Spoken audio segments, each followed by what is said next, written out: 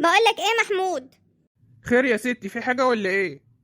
انت عارف ان بعد بكره الحنه بتاعت اخويا وانا نفسي اروح، وانت عارف ان اخويا ملوش الا انا، يعني انا اخت واحده يعني، وماما كمان ست كبيره ما بتقدرش تقوم ولا تعمل حاجه. والله انا بالنسبة لي موافق، مش معترض يعني ان انت تروحي ولا حاجة، لكن لازم طبعا تاخدي الاذن من امي ان هي وافقت تروح يا ستي. ما انا بستاذنك اهو يا محمود، هو انا يعني لازم اروح استاذن ماما واقول لها؟ يعني انت لو اديتني الاذن وقلت لي روحي ملوش لازمه ان انا اروح استاذنها، انا استاذنها ليه يعني؟ المفروض ان هي ملهاش دعوه ببيتنا. انا بقول لك اهو. بقول لك ايه يا امان، انا مش عايز وجع دماغ ومشاكل، انت مش تايهة عن امي.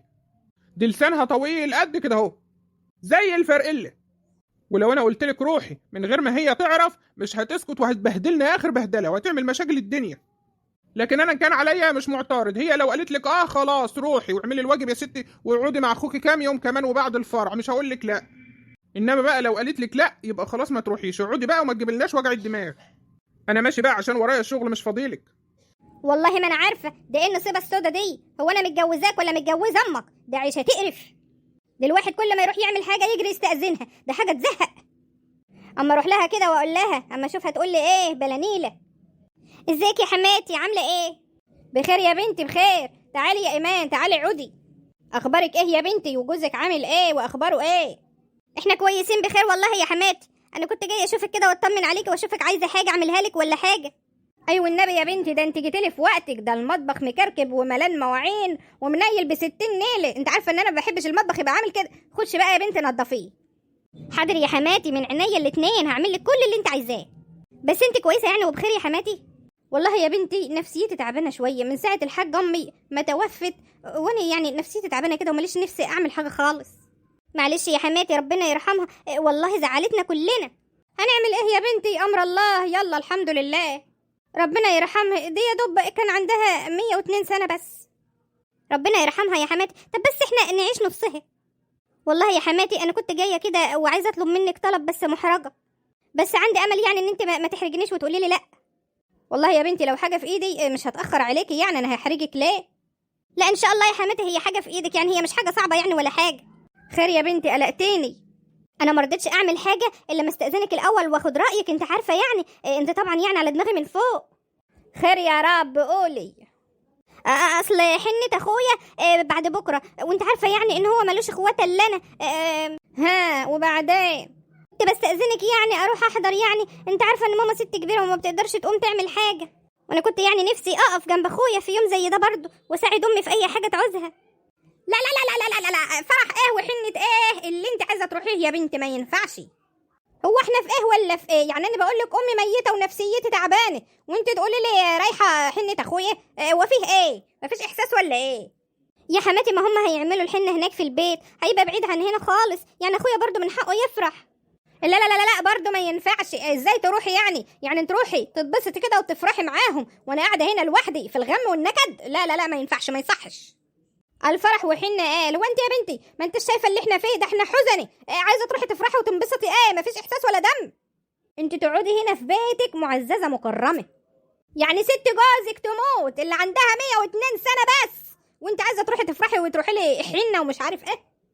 انت عايزه الناس تاكل وشي وتجرسني وتقول لي مرات ابنك مفيش في دماغها حاجه ورايحه تفرح في فرح اخوها؟ يا حماتي ما حدش هياخد باله من حاجه ولا حد هيبقى عارفني اصلا. يا ستي انت امك اتوفت وانت قاعده في البيت هنا عشان انت حزينه عليها، انا مالي انا وذنبي ايه؟ ما احضرش فرح اخويا ليه؟ وبعدين ماما تزعل جدا لو انا ما رحتش احضر فرح اخويا، ده انا بنتها الوحيده. ازاي يعني ما احضرش فرح اخويا؟ يعني ازاي؟ بقول لك ايه، بلا ماما تزعل بلا ما تزعلش، انا ماليش دعوه بالكلام ده كله. ما انتوا ما تروحيش هناك تسهلي لي وتزمري لي ومش عارف ايه وانا اقعد هنا في الهم والنكد والحزن. يعني الناس يقولوا ايه؟ مرات ابنك ما بتفهمش في الاصول يا حاجه. وهو يعني الاصول يا حماتي ان اخويا يتجوز كده لوحده بطوله مفيش اي حد معاه ولا حتى اخته؟ وانت عارفه ان امي ست كبيره ما تقدرش تقف برضه جنب اخويا وتساعده في اللي هو عاوزه. دول هيبقوا معتمدين عليا في كل حاجه يا حماتي. يا اختي ما كان لغى الفرح ولا كان اجله سنه ولا اتنين ما هيش مشكله، يعني ايه المشكله؟ كنت هتروحي وتحضري وتنبسطي ومش ما كانش هيبقى في اي حاجه. لكن دلوقتي انت هتروحي ازاي وست جوزك متوفيه؟ دي ماتت صغيره يا عيني، ده اتخطفت حبيبتي ياما. يا حماتي هو بقاله فتره حاجز القاعه بفلوس، وانت عارفه دي فلوس كتيره، يعني ما ينفعش دلوقتي يروح يلغي الحجز. ازاي يعني؟ دي فرح اتحدد والناس جهزت نفسها واهل العروسه جهزوا نفسهم، ما ينفعش اروح اقول له الغي الفرح عشان خاطر ست جوزي ماتت؟ ما ان شاء الله يا اختي بلاقي حجز، ولا ان شاء الله عنه ما اتجوز خالص. الاصول اصول، ما يصحش ان هو يروح يتجوز وانا امي ميته. ده انا قلبي والله وجعني من اللي انت عملتوه. ازاي تحددوا فرح اخوكوا وانت عارفه ان امي ميته؟ ده انا مش قادره اتكلم والله، ده انا زعلانه من امك خالص. بس انا كنت طمعانه في كرمك يا حماتي انك توافقي. انا كان نفسي اروح اقف جنب اخويا في فرحه، ده اخويا الوحيد، يعني هيتجوز من غير ما احضر له فرح؟ اللي بقول لك ايه، مفيش مروح ولا في كلام من ده. انت تفضلي قاعده في البيت ده معززه مكرمه زي ما انا قلت لك. انا بقول لك اهو، ما تخلينيش اقلب عليكي واجيب عليها بطيها. ويلا بقى بالسلامه كده من غير ما ترد على شقتك. يا حماتي ما ينفعش ما اروحش، انا قلت كلمه واحده، يلا روحي على شقتك. انا مش ناقصه قرف ومنحيه. قال ايه حنه وفرح؟ ده عالم ما بتفهمش في الاصول. ده بدل ما كانوا يأجلوا الفرح 3 سنين عشان خاطر امي اللي ماتت دي ماتت صغيره يا عيني 102 سنه بس. حبيبتي ياما، ازيك يا ست الكل يا حبيبتي؟ ايه يا بنتي يا نهى، فيه ايه؟ وحشتيني قوي يا ماما. اسكتي يا ماما، ده انا جايبالك حته خبر. انما ايه، استاهل تديني عليه شويه فلوس قد كده. فلوس يا موكوسه؟ فلس عينك ازح. يبقى اقول لك ايه، قولي فيه ايه؟ توقعي بقى يا حاجه ايه هو الخبر ده. بقول لك ايه يا بنت، انا مش ناقصه منحيه، قولي. طب هقول لك يا ماما، يا ترى مين اللي جاي من السفر؟ مين يا اختي اللي جاي من السفر؟ هو احنا عندنا يا بنت حد مسافر بره؟ ايوه يا ماما، افتكري كده. مين يا بنت ما تقولي. بقول لك ايه، انا خلقي ضاق. مصطفى يا ماما، مصطفى اخو جوزي، ما انت عارفاه. يا بنتي عارفاه، جاي من السفر يا ماما، وواخد هنا حتة شقة، انما ايه 5 اوض يرمح فيها الخيل. ده غير يا ماما شوية الفلوس اللي جايبهم معاه قد كده وحاطتهم في البنك. وايه رزم. طب واحنا مالنا يا بنت بده كله؟ انت عماله تقولي لي جايب شقه ومعاه فلوس، احنا مالنا يعني؟ احنا هنستفيد ايه يعني من ده كله؟ ما انا جايه لك اهو يا ماما في الكلام.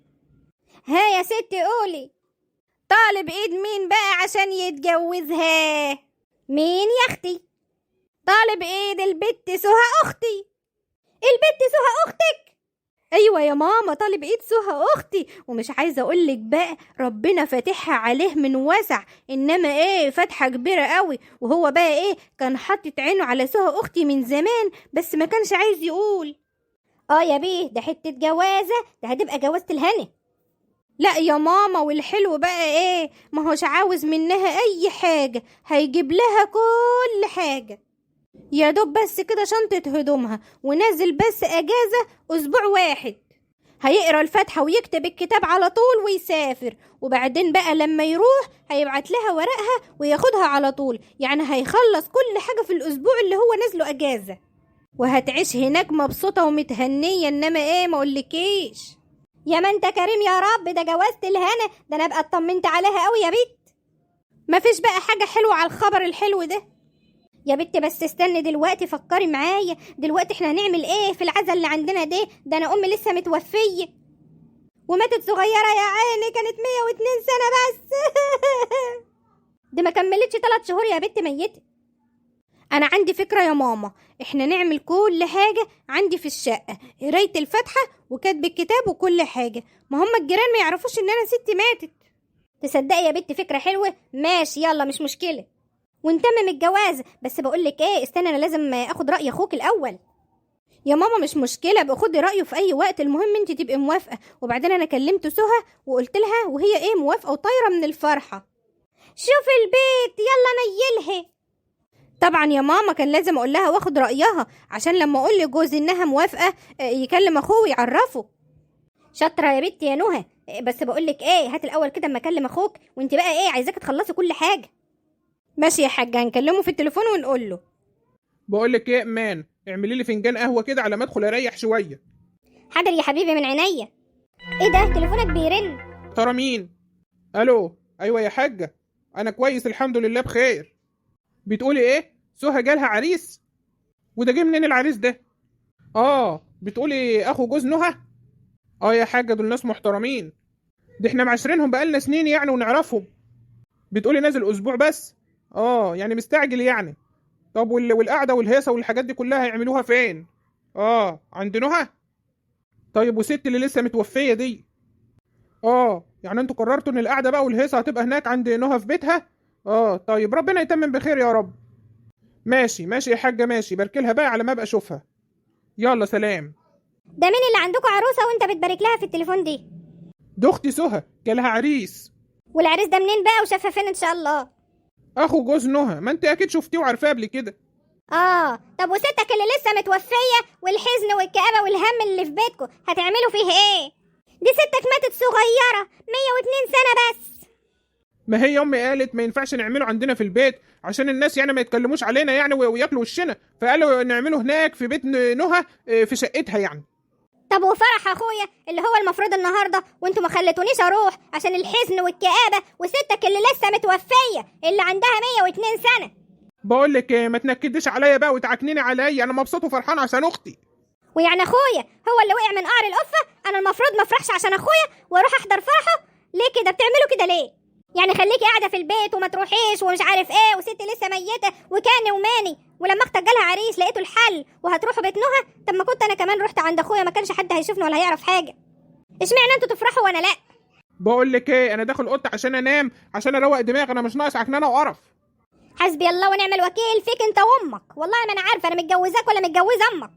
ده الرأي رأيها والكلمه كلمتها والشورى شورتها، وحاجه تقرف. ده احنا ما بنتحركش غير باذنها، ويحللوا كل حاجه لنفسهم ويحرموها علينا، وانت مالكش اي لازمه، ويخططوا ويعملوا كل حاجه وانت ولا انت هنا بتقول لهم حاضر وطيب وخلاص، لكن تيجي عليا انا وتدوني فوق دماغي. والله لا اخش البس واروح فرح اخويا ويعملوا اللي يعملوه ان شاء الله حتى يتطربق البيت على نفوخهم. ولا انتوا رايكم ايه يا جماعه؟ اعمل ايه؟ اروح فرح اخويا ولا ما اروحش؟